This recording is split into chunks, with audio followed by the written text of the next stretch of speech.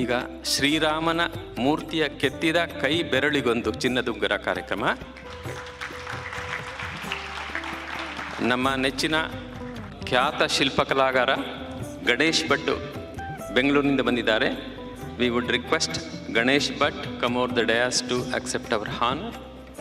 Shri Ganesh Bhatt is from Idugunji, Uttara Kannada district, Karnataka. He is a highly accomplished expert sculptor. He has over 4 decades of experience in traditional Indian sculpture and iconography.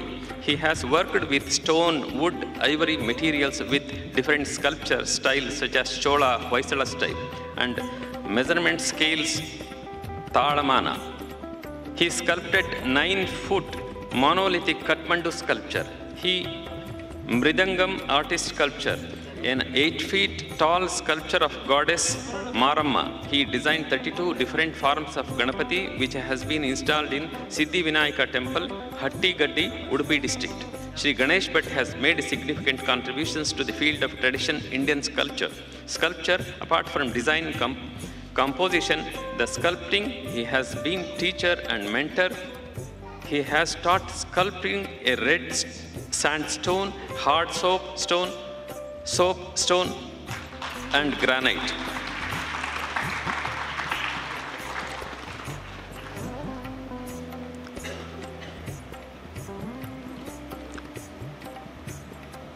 For his extraordinary work, we would like to honor him Samskruti Shilpakala Ratna Award.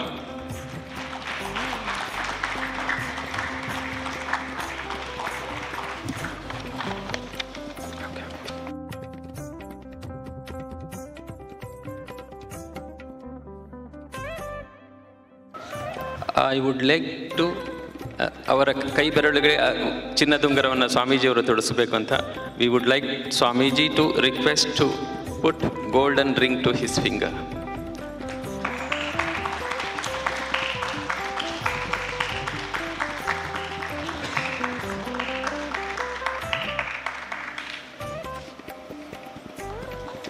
May I request Mr. Arun Yogiraj and his better half, Shri Ganesh Bhatt and his better half, to be present on stage. Please let us all welcome him with a big round of applause.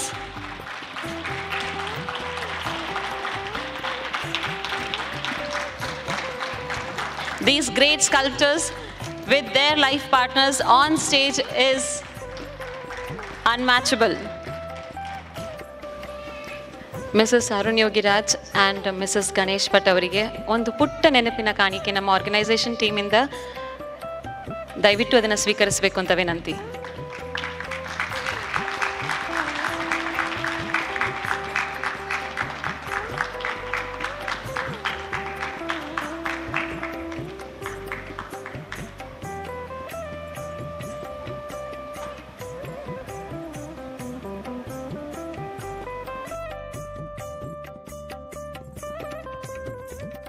ನಮಸ್ಕಾರ ಪ್ರಿಯ ವೀಕ್ಷಕರೇ, ಇವತ್ತು Arab ಸಂಯುಕ್ತ ಸಂಸ್ಥಾನದಲ್ಲಿ ಒಂದು ವಿಶೇಷವಾದ ದಿನ.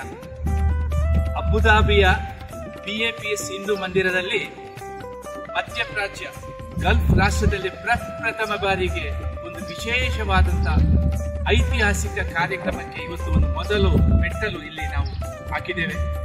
ಅದು ಗುರುವಂದನಾ ಮತ್ತು ಸಂಸ್ಕೃತಿ ಸಿಂಚನ ಅಂತ. ಈ ಕಾರ್ಯಕ್ರಮದಲ್ಲಿ ನಮ್ಮ ಭಾರತದ ಆ ಪುಣ್ಯ ಭೂಮಿಯಿಂದ ಸಾಧು ಸಂತರು, ಗಣ್ಯಾತಿ ಗಣ್ಯರು ಈ ನಾಡಿಗೆ ಬಂದಿದ್ದಾರೆ. ಇದೊಂದು ನಮ್ಮ ಸನಾತನ ಸಂಸ್ಕೃತಿಯ ಒಂದು ಸಮ್ಮೇಳನ. ಈ ಸಮ್ಮೇಳನಕ್ಕೆ ಭಾರತದಿಂದ ನಮ್ಮ ಅಯೋಧ್ಯೆಯ ರಾಮ ಮಂದಿರದ ಆ ಒಂದು ವಿಗ್ರಹವನ್ನು ಕೆತ್ತಿರುವ ಶಿಲ್ಪಿಗಳಲ್ಲಿ ಓರ್ವರಾದಂಥ ಶ್ರೀಯುತ ಶಿಲ್ಪಿ ಗಣೇಶ್ ಭಟ್ರವರು ಇವತ್ತು ನಮ್ಮ ಜೊತೆಗಿದ್ದಾರೆ. ಇದು ನಮ್ಮ ಸೌಭಾಗ್ಯ. ಅಷ್ಟು ಮಾತ್ರ ಅಲ್ಲ, ಇವತ್ತು ಅವರನ್ನು ಈ ಒಂದು ಪುಣ್ಯ ಭೂಮಿಗೆ ಕರೆಸಿ ಅವರಿಗೆ ಒಂದು ಸಂಸ್ಕೃತಿ ಶಿಲ್ಪಕಲಾ ರತ್ನ ತಿಳುವ ಬಿರುದನ್ನು ಪ್ರದಾನಿಸಿ ಆ ಒಂದು ವಿಗ್ರಹವನ್ನು ಕೆತ್ತಿದ ಆ ಕೈಯ ಬೆರಳಿಗೆ ಚಿನ್ನದ ಉಂಗುರವನ್ನು ತೊಡಿಸಿ ಅವರಿಗೆ ಸನ್ಮಾನ ಗೌರವವನ್ನು ಸಲ್ಲಿಸಿದಂತ ಒಂದು ವಿಶೇಷವಾದಂತ ಇದಕ್ಕೆ ನಾವೆಲ್ಲ ಸಾಕ್ಷಿಯಾಗಿದ್ದು. ಇವತ್ತು ಅವರನ್ನು ನಾವು ಈ ನಾಡಿಗೆ ಮತ್ತೊಮ್ಮೆ ಸ್ವಾಗತಿಸ್ತೇವೆ. ಗಣೇಶ್ ಭಟ್ರೆ, ಸ್ವಾಗತ, ಸುಸ್ವಾಗತ. ಇಂತಹ ಒಂದು ಈ ಸುದಿನದಲ್ಲಿ, ಈ ಸುಸಂದರ್ಭದಲ್ಲಿ ನೀವೊಂದು ಸನ್ಮಾನವನ್ನು ಸ್ವೀಕರಿಸಿದ್ದೀರ. ಈ ಸಂದರ್ಭದಲ್ಲಿ ವಿಶ್ವದಾದ್ಯಂತ ಇರುವ ತಮ್ಮ ಅಭಿಮಾನಿ ಬಂಧುಗಳಿಗೆ ತಾವೊಂದು ಸಂದೇಶವನ್ನು ನೀಡಬೇಕು ನಾನು ಕೇಳಿಕೊಳ್ತೇನೆ. ಮೊಟ್ಟ ಮೊದಲನೇದಾಗಿ ಈ ಗುರು ಪರಂಪರೆ ಇರುವಂತಹದ್ದು ಏನಿದೆ, ನಮ್ಮ ವೇದಗಳೇ ಬಂದಂತಹದ್ದು. ಹಾಗೇನೆ ಗುರು ಪರಂಪರೆ ಎಂದರೆ ವೇದ್ಯವಾಗಿದ್ದಂಥದ್ದು, ಬಾಯಿಂದ ಬಾಯಿಗೆ ಬಂದಂತಹದ್ದು ಅಂತ ಅರ್ಥ. ಅಂದ್ರೆ ಗುರು ಪರಂಪರೆಯಲ್ಲಿ ಇರುವ ಮುಖ್ಯ ಲಕ್ಷಣ ಅದು. ಈ ಭಾರತೀಯ ಶಿಲ್ಪ ಕಲೆಗಳ ಬಗ್ಗೆ ಗುರುವಿನ ಒಂದು ಆಶೀರ್ವಾದದಿಂದ ತಕ್ಕ ಮಟ್ಟಿಗೆ ಒಂದು ಸ್ವಲ್ಪ ಶಿಲ್ಪಕಲೆಯ ಅಧ್ಯಯನವನ್ನು ಮಾಡಿ, ಏನೋ ನನ್ನ ಜೀವನದ ಉಜ್ಜೀವನವನ್ನು ನಡೆಸಿಕೊಳ್ಳುವ ದೃಷ್ಟಿಯಲ್ಲಿ ಅಭ್ಯಾಸ ಮಾಡಿ ನಾನು ಇದರಿಂದನೇ ಇದೇ ನನ್ನ ವೃತ್ತಿಯನ್ನಾಗಿ ನಾನು ಮಾಡ್ಕೊಂಡು ಬಂದೇನೆ. ಆದರೆ ಈ ಕ್ಷೇತ್ರ ನನ್ನನ್ನು ಯಾವ ಮಟ್ಟಕ್ಕೆ ತಗೊಂಡೋಗಿ ನನ್ನನ್ನು ಕೂಡಿಸ್ತು ಅಂತಂದ್ರೆ, ನಿಜವಾಗ್ಲೂ ಈ ಕ್ಷೇತ್ರದ ಈ ಸಾಧನೆಯ ಹಿಂದೆ ಇರುವ ಆ ಶಕ್ತಿ ಅಮೋಘವಾದದ್ದು ಅನ್ನುವಂಥದ್ದಕ್ಕೆ ನಾವೆಲ್ಲರೂ ಸಾಕ್ಷಿಯಾಗಿದ್ದೀವಿ ಅಂತ ಅನಿಸುತ್ತೆ.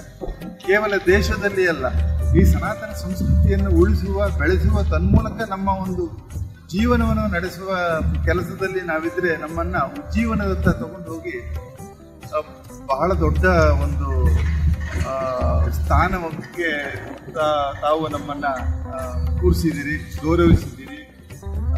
ದೇಶ ಬಿಟ್ಟು ವಿದೇಶದಲ್ಲಿಯೂ ಕೂಡ ಭಾರತೀಯ ಸಂಸ್ಕೃತಿ, ಕಲೆ ಇಷ್ಟೊಂದು ದೊಡ್ಡ ಮಟ್ಟದಲ್ಲಿ ನಮ್ಮನ್ನ ಗೌರವಿಸುತ್ತೆ ಅನ್ನುವಂತಹ ಯಾವ ಒಂದು ಕುರುಹುಗಳು ನಮಗೆ ಗೊತ್ತಿರಲಿಲ್ಲ. ನಾನು ಬಹಳ ವಿಸ್ಮಯನಾದೆ, ಆಶ್ಚರ್ಯಚಕಿತನಾದೆ.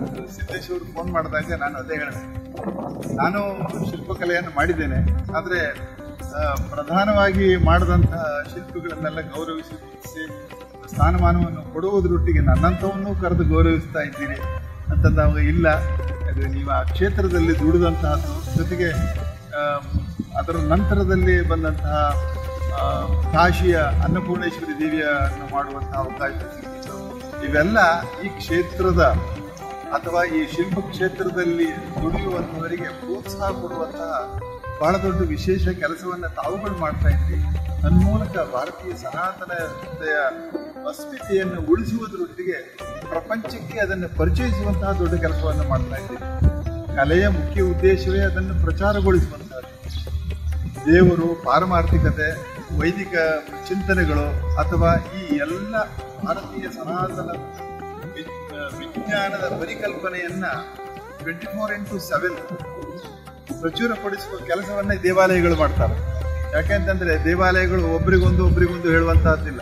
ಅಲ್ಲಿ ಸಂಪೂರ್ಣವಾಗಿ ಇಡೀ ಭಾರತದ ಚರಿತ್ರೆಯನ್ನ ಶಾಶ್ವತವಾಗಿ ನಾವು ನೋಡುವುದಿದ್ರೆ, ಅದನ್ನು ಸಾಕ್ಷೀಕರಿಸುವುದಿದ್ರೆ ದೇವಾಲಯಗಳು. ರಾಮಾಯಣಗಳಾಗಿರ್ಬೋದು, ಮಹಾಭಾರತ ಆಗಿರ್ಬೋದು, ಪಂಚತಂತ್ರದ ಕಥೆಗಳಾಗಿರ್ಬೋದು, ಇತ್ಯಾದಿ ಅನೇಕ ಮಹಾನ್ ಪುರಾಣಗಳು ಅಥವಾ ಮಹಾನ್ ಸಾಕ್ಷ್ಯಗಳನ್ನು ಜೀವಂತವಾಗಿ ಉಳಿಸಿದ್ದು ಈ ಆಲಯಗಳು. ಈ ಆಲಯಗಳನ್ನು ಉಳಿಸಿದ ಕೋಟಿ ನಮ್ಮ ಪರಂಪರಾನುಗತ ಕಲಾವಿದರಿದ್ದಾರಲ್ಲ, ಆ ಕಲಾವಿದರು ಪ್ರಾಯಶಃ ಇಲ್ಲದೆ ಹೋಗಿದ್ರೆ ನಾವಿವತ್ತಿಗೆ ಇಂಥ ಒಂದು ಒಂದು ಮಾನ್ಯುಮೆಂಟ್ಸ್ಗಳನ್ನು ನೋಡೋದಕ್ಕೆ ಸಾಧ್ಯ ಆಗ್ತಾ ಇರಲಿಲ್ಲ. ತನ್ಮೂಲಕ ಭಾರತದಲ್ಲಿ ನಮ್ಮ ವೈದಿಕ ಪರಂಪರೆಯನ್ನು ಜೀವಂತವಾಗಿ ಇಟ್ಟಿದ್ದೀವಿ. ಇದಕ್ಕೆ ನಾವು ಶತಮಾನಗಳಿಂದನೂ ನಾವು ಎಷ್ಟೇ ದೊಡ್ಡ ನಮಸ್ಕಾರವನ್ನು ಮಾಡ್ತಾ ಬಂದರೂ ಕೂಡ ಈ ಭಾರತದ ಋಣವನ್ನು ತೀರಿಸೋದಕ್ಕೆ ಸಾಧ್ಯ ಇಲ್ಲ. ಈ ಹಿಂದಿನ ಜನಗಳು ನಮಗೆ ಕೊಟ್ಟಂತಹ ಯಾವ ಒಂದು ಜ್ಞಾನ ಇದೆ, ಆ ಜ್ಞಾನವನ್ನು ನಿರಂತರವಾಗಿ ಪ್ರಚುರಪಡಿಸೋದಕ್ಕೆ ಈ ಕ್ಷೇತ್ರ ಜೊತೆಗೆ ತಮ್ಮೆಲ್ಲರ ಪ್ರೋತ್ಸಾಹದ ಮೂಲಕ ನಾವು ನಮ್ಮಂಥವರು ಇನ್ನು ಹೆಚ್ಚು ಬೆಳಕಿಗೆ ಬರುವಂತಾಗಬೇಕು, ಅಂಥ ಹೆಚ್ಚು ದೇವಾಲಯಗಳ ನಿರ್ಮಾಣ ಆಗಬೇಕು. ತನ್ಮೂಲಕ ಭಾರತೀಯ ಸನಾತನ ಸಂಸ್ಕೃತಿ ಪ್ರಪಂಚದಾದ್ಯಂತ ಎಲ್ಲ ಕಡೆ ವಿಸ್ತರಿಸುವಂತೆ ಆಗಬೇಕು ಅನ್ನುವಂಥದ್ದು ನಮ್ಮ ಬಯಕೆ ಮತ್ತು ನಮ್ಮ ಹಂಬಲ. ಧನ್ಯವಾದಗಳು. ಈ ಕಾರ್ಯಕ್ರಮಕ್ಕೆ ನನ್ನಿಂದ ಕರೆಸಿಕೊಂಡು ಬಹಳ ಸಂತೋಷವನ್ನು ಕೊಟ್ಟಿದ್ದೀರಿ, ಪ್ರೋತ್ಸಾಹವನ್ನು ಕೊಟ್ಟಿದ್ದೀರಿ. ಮೂಲಕ ನಮ್ಮನ್ನು ಎಲ್ಲ ದೃಷ್ಟಿಯಿಂದಲೂ ನಮಗೆ ಬಹಳ ಒಂದು ಸಂತೋಷ ಇದೆ, ಹೆಮ್ಮೆ ಇದೆ. ಅದರಲ್ಲಿಯೂ ಕರ್ನಾಟಕದ ಕೀರ್ತಿಯನ್ನು ನೀವು ಈ ಅಬುಧಾಬಿ ದೇಶದಲ್ಲಿಯೂ ಕೂಡ ಇಷ್ಟೊಂದು ಸಮೃದ್ಧವಾಗಿ ಎಲ್ಲ ರೀತಿಯ ಲಲಿತ ಕಲೆಗಳನ್ನು ಬೆಳೆಸಿ ಪ್ರೋತ್ಸಾಹಿಸ್ತಾ ಇದ್ದೀರಿ. ನಿಮ್ಮಂಥವರಿಗೆ ಆ ದೇವರ ಆಶೀರ್ವಾದ, ಆರೋಗ್ಯ, ಐಶ್ವರ್ಯ ಸಂಪೂರ್ಣ ಸದಾ ಭಗವಂತ ಕೊಡ್ತಾ ಇರಲಿ. ಮತ್ತು ಈ ನಮ್ಮ ಈ ಸಂಸ್ಥೆ ನಮ್ಮನ್ನು ಕರೆದು ಗೌರವಿಸಿದೆ, ಆ ಸಂಸ್ಥೆ ಎಲ್ಲ ಪದಾಧಿಕಾರಿಗಳಿಗೆ, ನಮ್ಮ ರಾಜ ಆಗಿರ್ಬೋದು ಅಥವಾ ಸಿದ್ದೇಶ್ವರ ಆಗಿರ್ಬೋದು ಅಥವಾ ತಾವೆಲ್ಲರೂ ನಮಗೆ ಒಂದು ಅವಕಾಶವನ್ನು ಕೊಟ್ಟು ನಮ್ಮಲ್ಲಿರುವ ಚೈತನ್ಯವನ್ನು ಹೆಚ್ಚಿಸಿದ್ದಕ್ಕೆ ನಿಮಗೆ ಕೋಟಿ ಕೋಟಿ ವಂದನೆಗಳು. ಧನ್ಯವಾದಗಳು. ಶುಭವಾಗಲಿ. ನಿತ್ಯ ನಿರಂತರವಾಗಿ ನಮ್ಮ ಅಮೃತ ಹಸ್ತದಿಂದ ನೂರಾರು ಸಾವಿರಾರು ನಮ್ಮ ಸನಾತನ ಸಂಸ್ಕೃತಿಯ ಶಿಲ್ಪಕಲೆಗಳು ವಿಶ್ವದಾದ್ಯಂತ ಪ್ರಜ್ವಲಿಸಲಿ ಎಂಬುದು ನಿಮಗೆ ನಾನು ಅನಿವಾಸಿ ಕನ್ನಡಿಗರ ಪರವಾಗಿ ಶುಭವನ್ನು ಹಾರೈಸಿ ಅಭಿನಂದನೆಗಳನ್ನು ಸಲ್ಲಿಸಿದ್ದೇವೆ. ಧನ್ಯವಾದಗಳು.